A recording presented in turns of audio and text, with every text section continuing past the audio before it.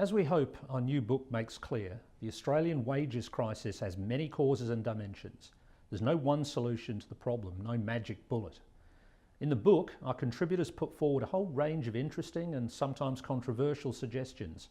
But in the conclusion, Jim Stanford, Tess Hardy and I put forward a 5-point plan to boost wage growth.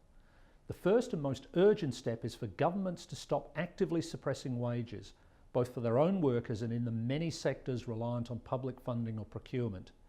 Governments need to set a lead here, not just in what they pay their own employees, but in the funding they provide for public services that have been outsourced to private businesses and not-for-profit organisations. This is especially important in growing sectors such as aged and disability care, which are struggling to attract the new workers they need. Secondly, collective bargaining must be revitalised. There are a number of useful changes that can be made to the Fair Work Act. In particular, we propose creating a more effective path to industry-level agreements, at least in sectors where it's not practically feasible to negotiate agreements enterprise by enterprise. Our third proposal is to strengthen minimum wage regulation. The Fair Work Commission should be able to set a living wage target, and it should be encouraged to increase award wages over time to reach that target. It should also have clearer and more effective powers to deal with the gender pay gap. Fourthly, it's imperative that our system of employment standards be robust enough to deal with business models that seek to avoid or outsource employment responsibilities.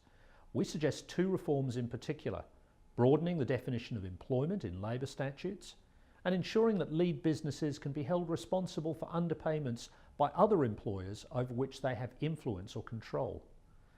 The fifth and final step is to improve compliance with minimum wage laws. Our suggestions here include increasing funding to the Fair Work Ombudsman, making it harder for repeat offenders to stay in business, and creating faster and cheaper redress for underpayment claims. Not everyone will agree with these proposals, but as the book shows, the current and sustained weakness in wage growth is a pressing economic and social issue that demands a coherent plan of action. Without that, we will all be the poorer.